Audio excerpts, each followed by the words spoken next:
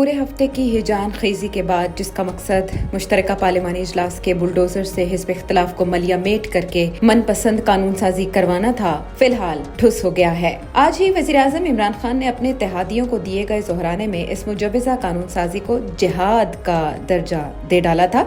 ये जिहाद क्यों मुलतवी हुआ? हिज़्ब इख्तिलाफ के पास तुरब के कौन से पत्ते हैं, जानेंगे सेठी साहब से। आज ही सुप्रीम कोर्ट ने अचानक इमरान खान को पेशावर आर्मी पब्लिक स्कूल सानहा केस में बुला लिया और सख्त सवाल जवाब किए। इस तलबी की अहमियत क्या है, पूछेंगे सेठी साहब से और आपके कुछ सवालात और सेठी साहब के जवाबात भी शामिल करेंगे। अस्सलाम वालेकुम, नजम सेठी शो में खुश आमदेद। मैं हूँ सैयद आयशा नाज और मेरे साथ मौजूद है नजम सेठी साहब। अस्सलाम वालेकुम। नजम सेठी साहब, इस्लामाबाद में जो गहमा गहमी है उसी से हम बात का आगाज़ करेंगे। सुबह से ही हम देख रहे थे, बड़ा हंगामा खेज़ दिन था। सबसे पहले वज़ीर-ए-आज़म सुप्रीम कोर्ट पेश हुए और उसके बाद वज़ीर-ए-आज़म पार्लियामेंट में अरकान असेंबली से मुखातिब हुए। बात यह है कि कल जो हुकूमत ने इजलास तलब किया था, मुश्तरका पार्लियामेंट का इजलास, जिसमें हुकूमत की तैयारी थी कि वो लेजिस्लेशन करवा सकती है अपनी मर्ज़ी की, और इसके लिए बड़ी जल्दी में ये इजलास बुलाया गया और फिर वो उजलत में ही मुलतवी कर दिया गया। इमरान खान साहब कन्विंस कर रहे थे सबको कि वो जिहाद समझ कर वोट करें, जाएँ, लेकिन उसके बाद इजलास मुलतवी करने के असबाब क्या हो सकते हैं, इस पर सेठी साहब से सवाल पूछेंगे। लेकिन पहले सुनवाते हैं वज़ीर-ए-आज़म का कहना क्या था। इसके अंदर जितने भी जाली वोट्स बनाए हुए हैं वो निकल जाएंगे। सारी चीजें जो लोअर स्टाफ के जरिए धांधली करवाते हैं वो खत्म हो जाएगा। इसके अंदर वो चीजें आपके सामने पहली दफा एक मुल्क में फ्री एंड फेयर इलेक्शन हो जाएगा। मैं अभी तक नहीं समझा कि इसमें मेरी एंगल क्या है। अगर ओपन बैलेट होती है सेनेट की, उसमें मेरा फायदा क्या? अगर ईवीएम मशीन है उसमें हमारी पार्टी का क्या फायदा है? कोई अभी तक जवाब नहीं दे सके। इमरान खान पर पूरे एतमाद का इजहार किया है। इमरान खान ने कहा है कि मेरा शौक नहीं है कि ईवीएम मशीन का मेरा मसला है। मैं चाहता हूं कि एक फेयर इलेक्शन हो, और जो मेरी जिंदगी की जद्दोजहद है, जो मैंने 4 सीटें कहा था खाली इसका ट्रायल किया जाए। सो फेयर इलेक्शन के लिए हम ईवीएम मशीन चाहते हैं। हमारा मकसद ये है कि एतमाद हो लोगों को इलेक्शन पे, और जो 70 से इलेक्शनों पे बदएतमादी है मैं उसको खत्म करना चाहता हूं और सब लोग सुबह वोट दें। शेख साहब, इत्तेहादी जमातों ने यकीन दहानी करवाई है कि कल वो वोट देंगे। देखें, इत्तेहादी जमातें मौजूद थी सारी, एमक्यूएम भी मेरे साथ बैठी हुई थी और काफ लीग भी बैठी हुई थी। सेठी साहब, पहले होमवर्क किए बगैर इजलास बुला लिया, इत्तेहादियों को भी कन्विंस नहीं किया, फिर आप अपोजिशन को भी कन्विंस करने जा रहे हैं, ये हो क्या रहा है? देखिए, इमरान खान साहब ने एक बयान दिया और शेख नशीद साहब ने एक और बयान दिया। दोनों को जरा गौर से देख लेते हैं। खान साहब कहते हैं कि मैं तो ईवीएम इसलिए करना चाह रहा हूं कि फ्री एंड फेयर इलेक्शन हो। ऑपोजिशन और बाकी सारे एक्सपर्ट्स पाकिस्तान में ये कह रहे हैं, इंक्लूडिंग इलेक्शन कमीशन, कि ईवीएम के साथ फेयर इलेक्शन नहीं, बहुत धांधली के बहुत बड़े चांसेस हैं। और इस वक्त जो लोग तबसरे कर रहे हैं वो यही कर रहे हैं कि इमरान खान साहब बड़े परेशान हैं, बहुत अनपॉपुलर हो चुके हैं। उनको पता है अगली इलेक्शन वो किसी सूरत में भी अगर वो फ्री एंड फेयर हुई तो वो नहीं जीत सके। अच्छा, इसलिए वो चाहते हैं कि ईवीएम्स को लाया जाए। अब हर एक्सपर्ट ये कहता है कि सिर्फ ईवीएम्स के जरिए रिगिंग बिल्कुल मुमकिन है और हो सकती है, और यही इरादे हैं इस गवर्नमेंट के। इसीलिए दुनिया के बेशतर ममालिक के अंदर ईवीएम्स को इस्तेमाल नहीं किया जा रहा, क्योंकि उस सॉफ्टवेयर के साथ उसके अंदर टेम्परिंग हो सकती है और रिगिंग हो सकती है। अच्छा, ये सूरत हाल है। अब इमरान खान साहब सरासर झूठ बोल रहे हैं कि ईवीएम के जरिए फ्री एंड फेयर इलेक्शंस होंगे। दरअसल ईवीएम के जरिए फ्री एंड फेयर इलेक्शंस नहीं होंगे, अनफेयर इलेक्शंस होंगे। 20, 30, 40 कंस्टिट्यूंसीज के अंदर जहां वो चाहेंगे वहां ईवीएम्स की छोटी मोटी रिगिंग कर लेंगे और आपको कोई ट्रेल नजर भी नहीं आएगी इलेक्ट्रल रिगिंग, क्योंकि उसी वक्त जैसे ही वो रिगिंग होगी वो रिकॉर्ड जो है वो चेंज हो जाएगा और आप पता ही नहीं कर सकेंगे कि पेपर ट्रेल क्या है और क्या नहीं। और ये हर एक्सपर्ट जिसने इसके ऊपर बात की है उसने ये वाजे किया है कि ईवीएम्स के जरिए रिगिंग हो सकती है, इंटरनेट वोटिंग के जरिए भी रिगिंग हो सकती है, और इसीलिए इमरान खान चाहते थे। पहली बात ये। तो दूसरी बात, जो शेख साहब ने जो बात कही कि जी इत्तेहादी साथ थे, बैठे हुए थे वगैरह वगैरह, अब तो वाजे हो गया कि इत्तेहादी भाग गए, भगौड़े हो गए। वो कहते हैं कि नहीं, हम तो ईवीएम्स के लिए ये जॉइंट सेशन में हम नहीं आना चाहेंगे। एक दफा इन्होंने पहले फैसला किया कि वो होगा, उसके बाद देखा कि शायद कोई मसले बने हुए हैं। एक पार्लियामेंट की सेशन हुआ जिसके अंदर 117 लोग ऑपोजिशन के थे और 104 लोग हुकूमत के थे, तो घबरा गए। उसके बाद इन्होंने इत्तेहादियों को इकट्ठा किया, स्पीकर के सामने ले आए और वहां बातचीत हुई। फिर इन्होंने ये फैसला किया कि ठीक है, आप समझा लिया, यही शेख साहब जो बात कर रहे हैं, और हम अब कॉल कर लेते हैं। हालत यह है कि सेशन कॉल किया, प्रेसिडेंट साहब से नोटिफिकेशन करवाया, और उसके आधे घंटे के बाद या घंटे के बाद फवाद चौधरी साहब एक ट्वीट करते हैं कि हमने फैसला किया है कि वो सेशन पोस्टपोन कर देती। और उसकी वजह बड़ी सिंपल सी है, इत्तेहादियों ने फोन करके असद कैसर साहब को ये कहा है कि आप मेहरबानी करके इसको पोस्टपोन करें। अब वो क्यों कह रहे हैं पोस्टपोन करें? वो इसीलिए कह रहे हैं कि वो किसी मूड में नहीं है वोट करने के लिए। उन्हें अब नजर आ रहा है कि इमरान खान साहब अगर रह गए तो ये अगली इलेक्शन रिग करेंगे, अगर रिग करेंगे तो शोर पड़ जाएगा, और ऐसा शोर पड़ेगा कि याद रहेगी, इनकी नानी याद आ जाएगी इनको। और इत्तेहादी भी अब देख रहे हैं कि बारिश के पहले कतरे गिरने शुरू हो गए हैं और आगे एक तूफान आ रहा है, और जो सतून था जिसके बेसिस के ऊपर इमरान खान साहब सरवाइव कर रहे थे, वो सतून अब दूर होना चाह रहा है। और उसका एक बड़ा क्लियर कट इंडिकेशन है जिसकी वजह से सारे लोग अब दो सोचों में पड़ गए हैं। वो ये है कि 19 तारीख को ISI के अंदर तब्दीली आ रही है। वो साहब जिनके बेसिस के ऊपर इमरान ने अपनी गवर्नमेंट को सहारा दिया हुआ था, वो चले जा रहे हैं, और एक नए साहब आ रहे हैं जिनके बारे में ये कहा जा रहा है कि वो बिल्कुल एक ISI को वापस इस सियासी इंटरवेंशन से पीछे हटाना चाह रहे हैं। वो अपना फोकस इंटरनेशनल अफेयर्स के ऊपर करेंगे, और जो बदनामी हुई है ISI की और अफवाज पाकिस्तान की ये इंटरवेंशन के साथ, सियासी इंटरवेंशन के साथ, उसको अब खत्म करना चाहेंगे। तो इसलिए इमरान खान साहब घबरा गए हैं, बहुत घबराए हुए हैं, और इत्तेहादी जो है उनकी घबराहट देख रहे हैं, इसीलिए वो अब इधर उधर देख रहे हैं कि हमें कोई इशारा आए कहीं से कि हमने करना क्या है। उनको कोई इशारा नहीं आ रहा। पुराने जमाने में तो इशारा आता था, चले वोट डालें, चले इधर जाएं, चले उधर जाएं। अब वो सब कोई इशारे आने बंद हो गए। ISI नॉन पॉलिटिकल होने जा रही है, और अब इसमें ज्यादा डिटेल जाने की जरूरत नहीं है, मगर सारे इंडिकेशंस यही हैं कि एस्टैब्लिशमेंट पीछे हट रही है। इमरान खान साहब नर्वस हो रहे हैं। 19 से पहले वो चाहते थे कि ये सब कुछ हो जाए, EVMs पास हो जाए, ये सब कुछ हो जाए ताकि कल खड़ा होना हो तो छोटी मोटी रिगिंग करके वो जो सिलेक्टिव रिगिंग है जो EVMs के जरिए हो सकती है, उसके जरिए वो अगली इलेक्शन जीत ले। मगर अब नजर आ रहा है कि उनका जो पावर स्ट्रक्चर है वो क्रम्बल कर रहा है, वो गिर रहा है, उनके बलून में से हवा निकलनी शुरू हो गई है। इत्तेहादियों को भी इस बात का एहसास हो गया है। लंदन में नवाज शरीफ साहब बड़े कॉन्फिडेंट नजर आ रहे हैं, शहबाज शरीफ साहब धंधना रहे हैं, PDM इकट्ठी होनी शुरू हो गई है, जिसकी तैयारी हो रही है, and so on and so forth. अच्छा, PDM का कल होने वाला इजलास इस बिना पर मुलतवी कर दिया गया कि मुश्तरका सेशन होने जा रहा है, लेकिन फिर मुश्तरका सेशन ही मुलतवी हो गया। अब देखना है कि PDM की हिकमत अमली क्या होगी। नेक्स्ट सेशन उन्होंने नेक्स्ट जो इजलास है उसका ऐलान कर दिया, उसकी तारीख का गालिबन 15 नवंबर का दिन रखा गया। लेकिन सेठी साहब, जो बातें आप बता रहे हैं ना, वो ऐसे लगता है जैसे एक स्नोबॉल इफेक्ट शुरू हो चुका है। बूंदाबांदी के बाद मूसलाधार बारिश, ये कहाँ जाके रुकेगा? ये बड़ा इंपॉर्टेंट सवाल है कि इसके दो पहलू हैं। एक तो ये कि अब इमरान खान साहब अगर कोशिश करते हैं और जॉइंट सेशन धक्का लगा के कॉल करने की कोशिश करते हैं और इत्तेहादी जो है वो फॉर द टाइम बीइंग इनका साथ देते हैं, तो ये मरहला इशारों के इंतजार में है और उनको कोई इशारा नहीं आता पॉजिटिव, तो उसको वो नेगेटिव तरीके से समझेंगे। पुराने जमाने में ये था, इत्तेहादियों को इशारे आते थे, ये करो ये करो ये करो। अब अगर इशारा ये नहीं आएगा कि ये करो, तो वो उसको ये समझेंगे इसका ये मतलब है ना करो। तो अगर वो फिर इनका साथ नहीं देते और ऑपोजिशन जो है वो तकड़ी होकर खड़ी हो जाती है, तो ये तो अगले चंद हफ्ते के अंदर अंदर इनके खिलाफ इनको मेजॉरिटी इनकी जो है इधर उधर हो जाएगी। अभी भी बहुत से लोग हैं जो कि इंतजार में हैं कि हमें इशारा मिले या हमें समझ आए कि हमने जाना कहाँ है और कब जाना है। ये तो फैसला हो गया कि अब जाना है और ये हुकूमत नहीं सर्वाइव कर सकती। इसलिए मैं समझता हूं कि अब आप देखिएगा जैसे जैसे PDM का माहौल तकड़ा होता जाएगा और इत्तेहादी जो है वो इधर उधर PDM वालों के साथ बात करनी शुरू कर देंगे और समझ आ जाएगी कि अब सतून नहीं है, अब इमरान खान खड़े नहीं हो सकते, हम अपना आगे का कुछ रास्ता निकालें अपने लिए, और वो बातें करनी शुरू कर देंगे।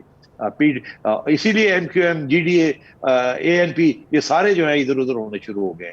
और मैं आपको बता दूं कि बहुत से लोगों के राब्ते अब नून लीग के साथ खुलने शुरू हो गए। कनेक्शंस का तो पता सेठी साहब आपको इसलिए भी होगा, आप लंदन में मौजूद हैं, वहीं जहां नवाज शरीफ साहब मौजूद। कहिए कि गेम की बात की जा रही थी कि गेम शुरू हो चुकी है ओवर होने की तरफ, गेम फंसी है -1 की जानिब, या आपने कहा हुकूमत सरवाइव नहीं कर सकती, इसका मतलब तो नए इलेक्शंस हैं। जी देखिए, मेरा नहीं ख्याल के, देखिए पीपी पार्टी तो चाहेगी -1।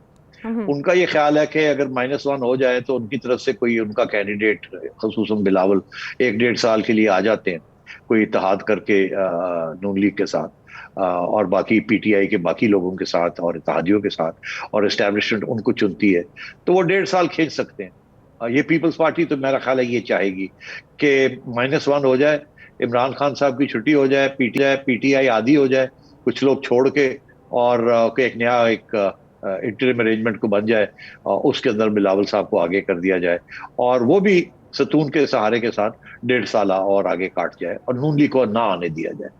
मगर मेरा ख्याल है ये मुश्किल हो जाएगा इसको चलाना। इमरान खान साहब को जैसे हवा पता चली कि ये होने जा रहा है, वो उससे कबल के ये हो, वो उससे पहले शायद खुद ही डिसॉल्व करके और फ्री इलेक्शन कॉल कर ले, ये बिल्कुल मुमकिन है। और अगर नहीं ऐसे तो वो फिर पूरी कोशिश करेंगे कि अपने लोगों को अपने साथ रखा जाए एंड सो ऑन। तो ये 3-4 ऑप्शंस हैं, अब देखना ये है कि किस तरफ आगे गेम जाती है। एक तो ये है कि इमरान खान साहब जब देखेंगे कि अब खत्म हो गया मामला तो वो खुद ही डिसॉल्व कर देंगे और इलेक्शन कॉल कर लेंगे। दूसरा ये है कि वोट ऑफ नो कॉन्फिडेंस होगा, इमरान खान साहब की छुट्टी होगी, एक नया कोई कंसेंसस कैंडिडेट को खड़ा कर दिया जाएगा और वो कैंडिडेट के लिए उनके लिए दो ऑब्जेक्टिव्स होंगे, या तो ये कि वो फौरन आके और एक डिसॉल्व कर दें असेंबली को और एक अबूरी हुकूमत, इंटरिम हुकूमत बनाई जाए जो कि इलेक्शन करवाए, या ये कि वो सतून का सहारा लेके और वो अगले 1.5 साल काट ले। तो इस किस्म की चीज होगी, मगर मेरा अपना जो ख्याल है वो यही है कि फ्रेश इलेक्शंस की तरफ बात जाएगी, क्योंकि नून लीग ऐसा चाहती है ना सेठी साहब, आप जैसे कि फरमा रहे हैं कि पीपल्स पार्टी अबूरी सेटअप के जरिए चाहेगी 1.5 साल के लिए आए और सतून की मदद से काम चलाएगी, लेकिन नवाज शरीफ साहब तो सतून को ही माइनस करना चाह रहे हैं। अब ये कहिए कि ऑपोजिशन के साथ बैठने की बात की गई है, फवाद चौधरी साहब भी अपने ट्वीट के जरिए यही कह रहे हैं कि हम ऑपोजिशन के साथ मुशावरत करेंगे। असद कैसर साहब ने कहा है कि वो वज़ीर आज़म की हिदायत पर ऑपोजिशन से रब्ता करेंगे, वो वज़ीर आज़म जो उससे थोड़ी देर पहले कह रहे थे कि ऑपोजिशन करप्ट सिस्टम की पैदावार है, वो तब्दीली नहीं चाहती। ऑपोजिशन के साथ तो बैठने का सवाल पैदा नहीं होता ना सेठी साहब फिर? नहीं, बिल्कुल नहीं होता, वो वक्त चला गया है। वैसे भी खान साहब तो सबसे पहले वो तो ऑपोजिशन की शक्ल देखना नहीं चाहते, तो बैठेंगे कहाँ? और ऑपोजिशन तो अगर किसी के साथ बैठती तो इमरान के साथ बैठती ना, तो इमरान तो बैठने के लिए तैयार नहीं। तो मैं समझता हूँ वो अपनी किश्ती को खुद डुबो देंगे, मगर ये नहीं कि किश्ती के अंदर कोई और साथी ले लेंगे, ऐसे नहीं होगा। वो ऑलरेडी मेरा ख्याल है थके हुए हैं कि जो साथी भी लिए उन्होंने, वो साथी कामयाब नहीं रहे और उन्होंने कोई खास सहारा भी नहीं दिया, और आजकल के हालात में वो तो किश्ती से छलांग मारने की कोशिश कर रहे हैं कि निकले यहाँ से। वो अंग्रेजी का मुहावरा है, when the ship is sinking the rats will leave। तो उस किस्म की सूरत हाल है, ये किश्ती डूब रही है, बारिश के कतरे आने शुरू हो गए हैं, और सारी बात जो है वो तो यही है कि किसी तरीके के साथ मार्च के अंदर इलेक्शन करा लिए जाए, एक नया मैंडेट आ जाए, फिर जो भी आए 5 साल वो करके दिखाए कारकर्दगी और आवाम की कुछ बेहतरी के लिए कुछ करें। बिकॉज इस वक्त ये अवाम और ये ऑपोजिशन और मैं समझता हूँ ये एस्टेब्लिशमेंट अब इन्होंने इमरान खान से हाथ धो दिए। चलें देखते हैं आने वाले दिनों में क्या होता है। खान साहब का तो यही मानना है कि अच्छा खिलाड़ी वही है जो प्रेशर में अच्छा खेले, और फिर ये कि जब कश्ती डूबने लगती है तो बोझ उतारा करते हैं। सारा माहौल कुछ ऐसा ही दिखाई दे रहा है। आने वाले दिनों में मतलब मजीद साफ होगा तो वाज़ेह हो जाएगा। ब्रेक के बाद वापस आते हैं।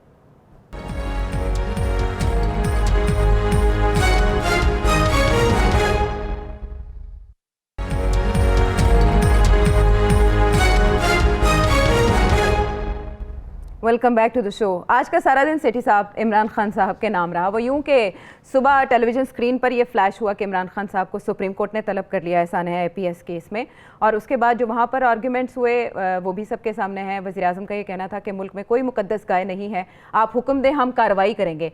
सेठी साहब इससे क्या मुराद है और कितना अलामती तौर पर अहम है एक वज़ीर आज़म का सुप्रीम कोर्ट में पेश होना ऐसे केस के सिलसिले में?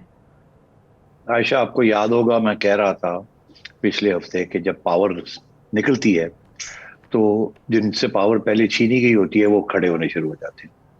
इसी तरीके के साथ आपने देखा जब अब सबको एहसास हो गया कि बारिश के कतरे आने शुरू हो गए हैं खान साहब के ऊपर, वो गीले होने शुरू हो गए और उनके हाथ से पावर जा रही है।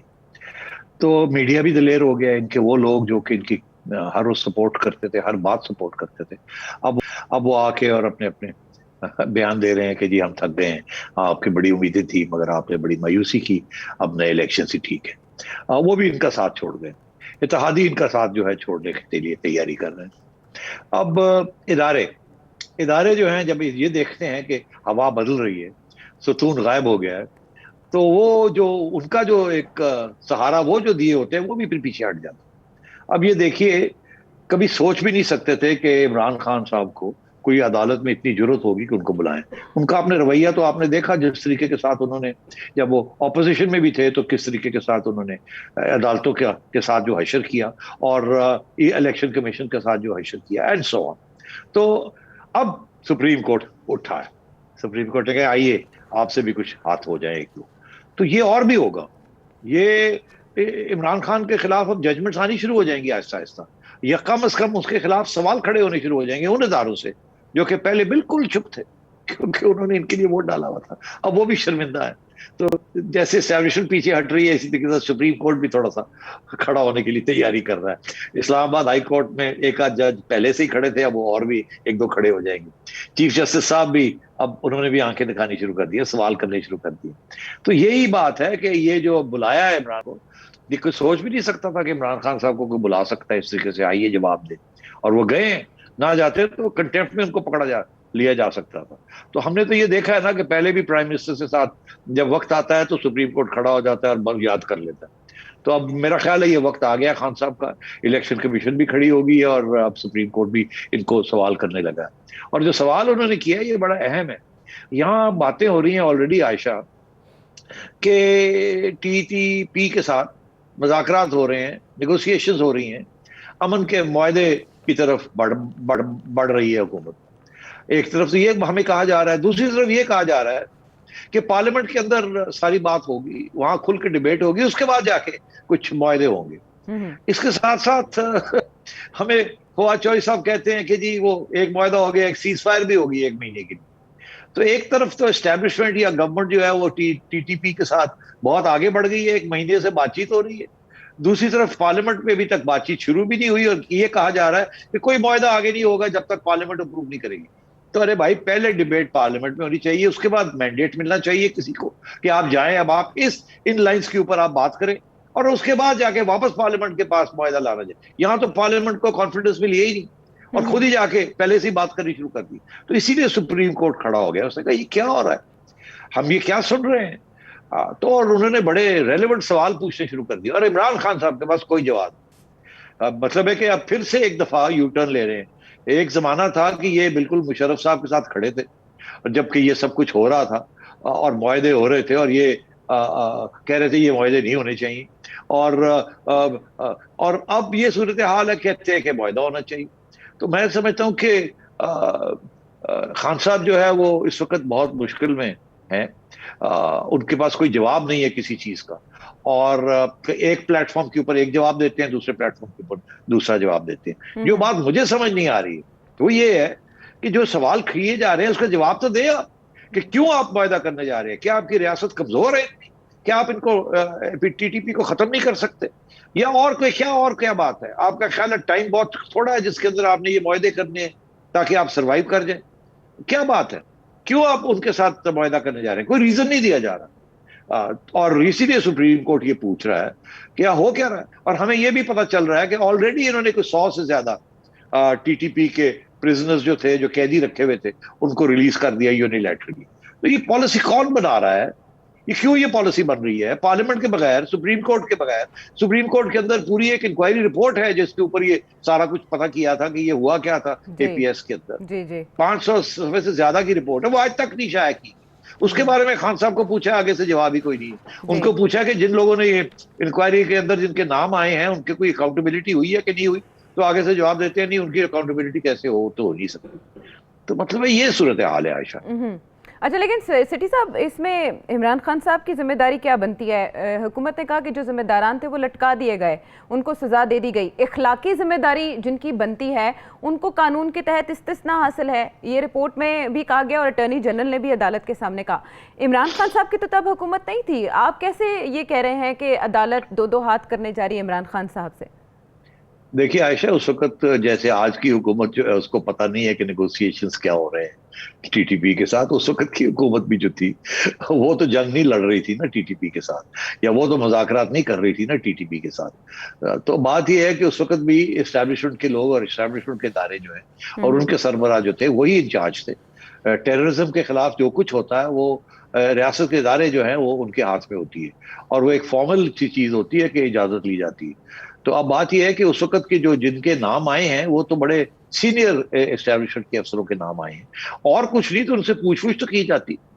अब भाई ठीक है कि, और अगर कोई जिम्मेदारी बनती थी तो ठीक है, उनको फारग कर दिया जाता कि आपने अपनी जिम्मेदारी पूरी नहीं की, और वो फारग करने का इख्तियार तो हुकूमत के पास होता है। तो उस वक्त अभी कर दें, आप क्यों नहीं किया आपने? और वो रिपोर्ट जो है वो क्यों नहीं आपने शाया की, ताकि उसके ऊपर कोई बहस हो सके, कोई डिस्कशन हो सके, कोई जिम्मेदारी का पता लगे कि जिम्मेदारी है किसकी।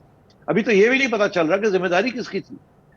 तो क्योंकि रिपोर्ट ही नहीं बाहर कर रहे, आपने नहीं देखी, मैंने नहीं देखी, हम क्या कहें किसकी जिम्मेदारी थी? तो ये पब्लिक में होनी चाहिए ये बात। तो यहाँ तो पब्लिक से छुपाया जा रहा है, पार्लियामेंट से छुपाया जा रहा है। मैं तो समझता हूँ गवर्नमेंट को भी नहीं पता हो क्या रहा है। तो ये दिस इज द सिचुएशन, और सुप्रीम कोर्ट ने सही सवाल पूछे, अल्लाह करे कि और सख्त सवाल पूछे और कोई जवाब भी मिले हमें।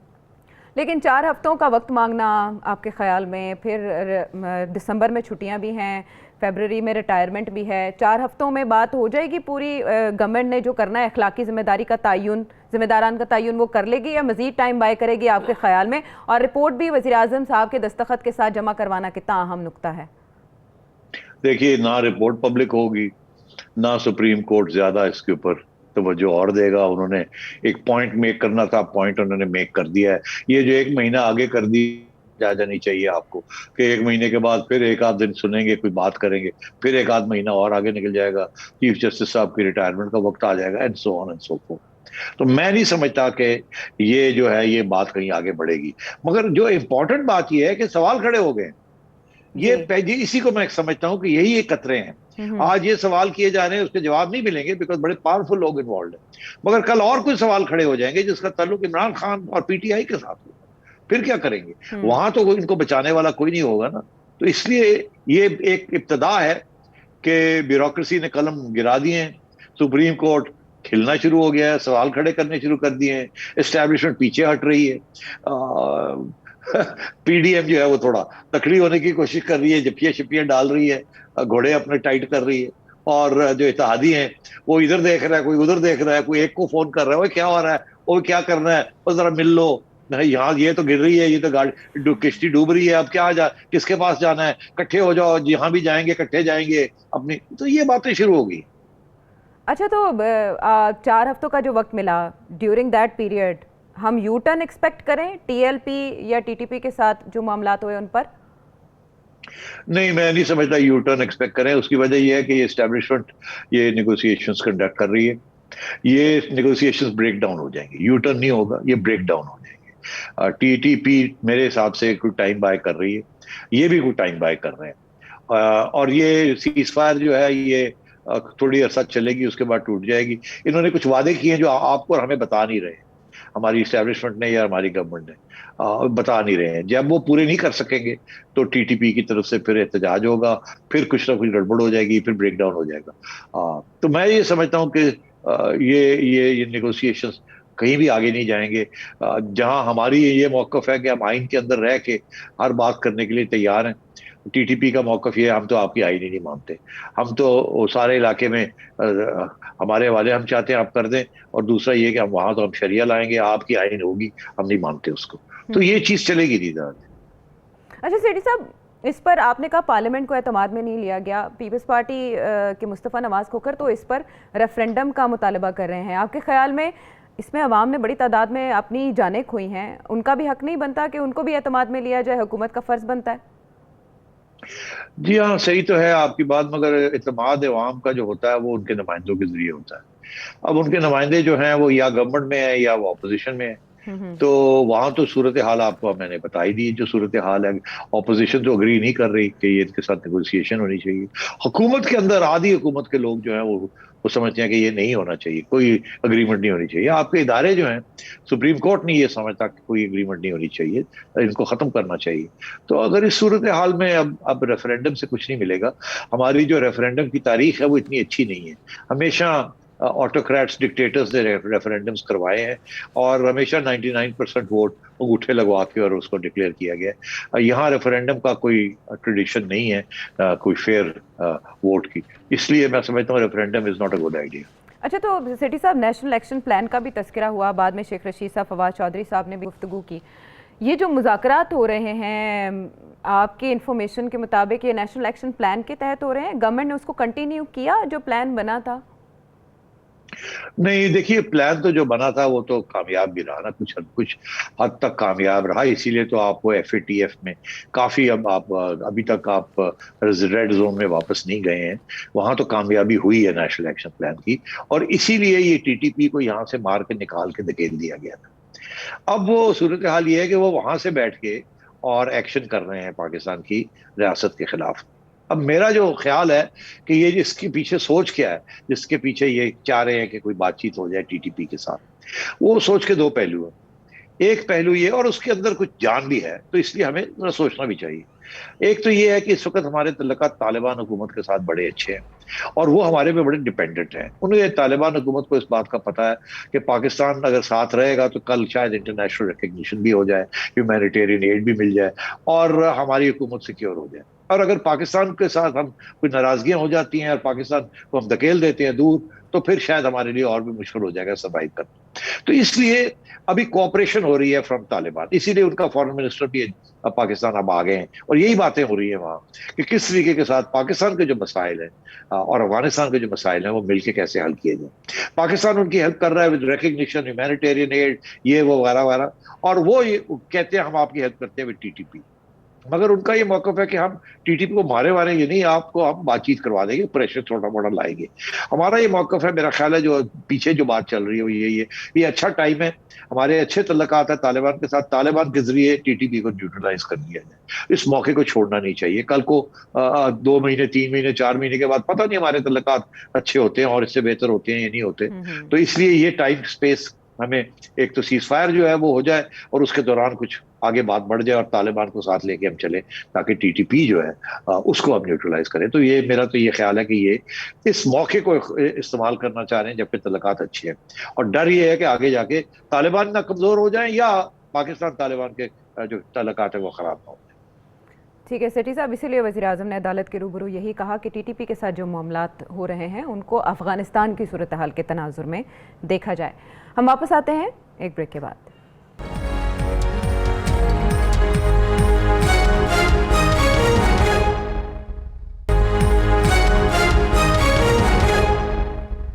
Welcome back to the show. और अब वो सवाल जो आप सेठी साहब से पूछना चाहते हैं उन्हें शामिल करते हैं। मोहतरम जनाब सेठी साहब, अस्सलाम वालेकुम। मेरा ये सवाल है आपसे, ये PTA जो है ये आई थी करप्शन ख़त्म करने के लिए, तो अभी तक इसने कोई भी असम्बली में कोई भी ऐसी कानून साजी नहीं की जिससे करप्शन ख़त्म की जा सके, जबकि ये कर सकते थे कानून साजी, अभी भी कर सकते हैं, जिसमें ये निचले लेवल से लेके ऊपर तक जितने भी अदारे हैं, हर अदारे में करप्शन होती है। वापडा है, पुलिस का है, कोई भी पाकिस्तान का कोई भी ऐसा डिपार्टमेंट नहीं है जहाँ करप्शन नहीं होती, हर अदारे में होती है। तो उसके लिए करप्शन की ख़त्म करने के लिए कानून साजी अगर की जाती तो इनको ना IMF के पास आना पड़ता, ना दूसरों के आगे भीख मांगने पड़ती। जितना पैसा आता है करप्शन की नज़र हो जाता है। तो ये अभी भी कानून साजी कर सकते हैं, करना चाहे तो। सेठी साहब, कानून साजी पर सवाल हो तो नैब ऑर्डिनेंस भी याद आ जाता है, फिर शुगर कमीशन की रिपोर्ट पर जो स्टे ऑर्डर्स आए हुए हैं वो भी याद आ जाते हैं। इस सवाल का क्या जवाब देंगे आप? देखिए, ये कानून तो बहुत से हैं हमारी आइन के अंदर करप्शन को खत्म करने के लिए। हर कानून के साथ ये लगा हुआ है कि करप्शन जो है अगर वो पकड़ी जाए तो उसको कैसे, उसके साथ उसको कैसे खत्म करना है, कितनी सजा देनी है, और so on and so fourth. और हर प्रोविंशियल गवर्नमेंट के अंदर एंटी करप्शन डिपार्टमेंट्स हैं और रूल्स हैं, रेगुलेशंस हैं। तो कानून की तो कोई कमी नहीं है। तो ये कहना कि जी कानून और कानून साजी हो जाए तो उसके साथ करप्शन काम हो जाएगी, ऐसी बात नहीं है। माजरत के साथ कानून बहुत से हैं। इनफैक्ट जो मसला ये बना हुआ है कि वो कानून इस्तेमाल किए जा रहे हैं करप्शन को खत्म करने के लिए नहीं, मगर सियासी तौर पे विक्टिमाइज करने के लिए, जिसके साथ करप्शन नहीं काम हुई। क्योंकि अगर वो विक्टिमाइजेशन के साथ भी कुछ करप्शन कम हो जाती तो फिर भी हम कहते चले कुछ मसला तो हल हुआ, मगर वो भी नहीं हुआ। 3 साल हो गए हैं, एक धेला नहीं एंटी करप्शन प्रोसीडिंग्स जो की गई हैं विक्टिमाइजेशन के तौर पे भी, एक धेला नहीं उसमें से रिकवर हो सका। तो कानून तो हैं, मगर अनफॉर्चुनेटली सियासी जो कंपल्शन हुकूमत की, वो करप्शन को खत्म नहीं करना चाह रही, वो ऑपोजिशन को खत्म करना चाह रही। और क्योंकि वो ऑपोजिशन को खत्म करना चाह रही है, जब अदालतों के अंदर ये केसेस देके जाते हैं वो खड़े नहीं होते, बिकॉज उसमें करप्शन नहीं होती, उसके अंदर तो सियासी किस्म की इश्यूज होते हैं। तो जब अदालत को देखते हैं वो कहते हैं यार ये क्या है, आपके पास तो कोई प्रूफ नहीं है कि करप्शन हुई है कि नहीं हुई। और जो कानून साजी हुई है, कानून साजी तो अभी हाल ही में आपने देखा क्या हुआ कि नैब के कानून को तब्दील कर दिया। क्यों तब्दील किया? एक चेयरमैन साहब को रखने के लिए। और वो चेयरमैन साहब को क्यों रखना है? क्योंकि वही चेयरमैन है जो कि ऑपोजिशन की धज्जियां उड़ा रहे हैं, और एक केस नहीं प्रूव कर सके ये चेयरमैन और इनका नैब इन सारे ऑपोजिशन के लिए। और इमरान खान नैब क्या, FIA क्या क्या नहीं है इनके पास। हर किस्म की तो कानून है और इदारे हैं इनके पास, मगर कोई काम करने के लिए तैयार नहीं है। और करप्शन अगर खत्म करनी है तो हमेशा कहते हैं घर से होती है। अगर आपके घर के अंदर करप्शन है और आप हमसाये की करप्शन के पीछे जाते हैं तो और लोग कहते हैं यार एक ही है, ये तो कोई यकीन ही नहीं करता कि इसके अंदर भी कोई असलियत है या हकीकत है या कोई फेयरनेस है या मॉरली कुछ सही चीज है। तो इमरान खान साहब की अपनी हुकूमत के अंदर इतनी करप्शन है, पंजाब इस वक्त इतनी करप्शन है, और दुनिया भी देख रही है कि करप्शन इंडेक्स बढ़ गया है कि इमरान खान साहब के 3 साल जो है उससे ज्यादा करप्शन है हुई है इस हुकूमत के अंदर बनिस्बत इसके जो पहली थी।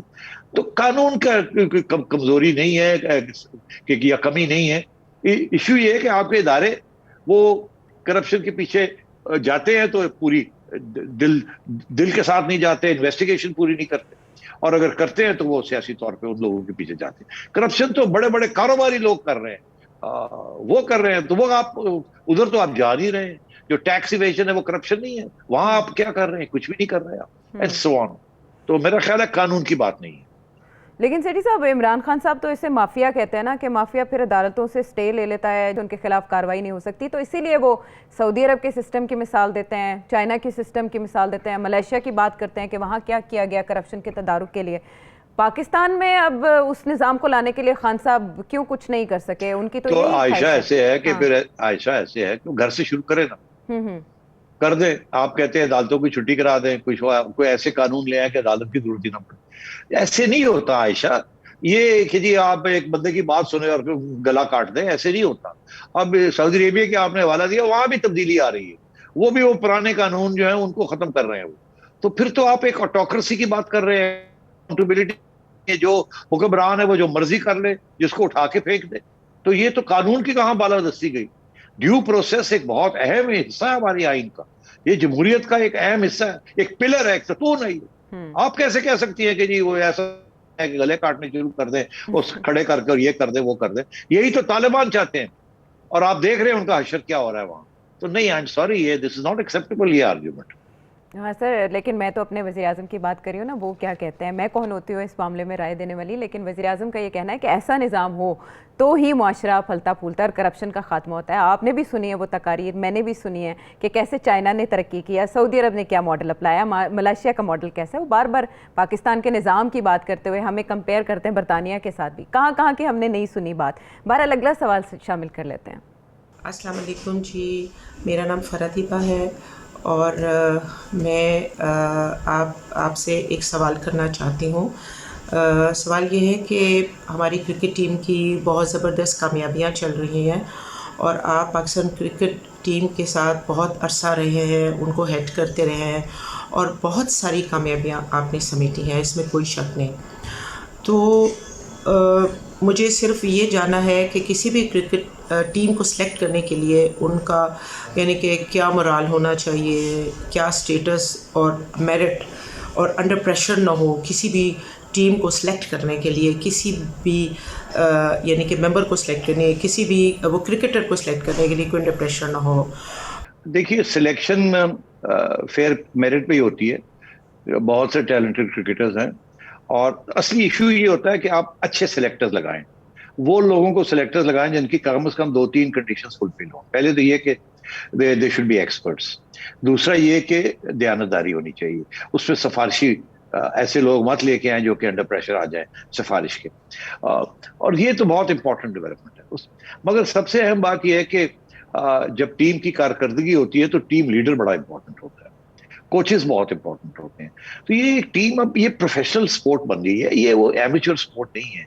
Selectors, training, coaches, captain, leadership, weather conditions, ability to read wickets, बहुत सी चीजें आ जाती हैं एक टीम की कामयाबी में। तो सिर्फ सिलेक्शन नहीं, बहुत से और फैक्टर्स भी हैं। अच्छा सेठी साहब, टूर्नामेंट में पाकिस्तान टीम के हवाले से क्या एक्सपेक्ट करें आप? कल के मैच में टीम पाकिस्तान कैसा परफॉर्म करेगी ऑस्ट्रेलिया से मुकाबले में? अब देखिए, ये तो इस स्टेज पे तो कोई भी टीम जीत सकती है, चारों में से कोई भी 2 टीमें आगे जा सकती हैं। ये इतना टाइट सिचुएशन है, इसमें प्रिडिक्ट करना बड़ा मुश्किल है। आज के मैच का नतीजा भी आपके सामने है, देखते हैं कि कल पाकिस्तान और ऑस्ट्रेलिया में से कौन विन करके फाइनल में पहुंचता है। बहुत इंटरेस्टिंग है ये टूर्नामेंट, क्योंकि अब तक पाकिस्तान की टीम ने बहुत अच्छा परफॉर्म किया है। All the best wishes for team Pakistan. और टेलीविजन स्क्रीन पर आपके सामने है नंबर, इस पर अपना फीडबैक दीजिए और सेठी साहब के सामने अपना सवाल भी रख सकते हैं। अगले प्रोग्राम तक के लिए अल्लाह ने के बान।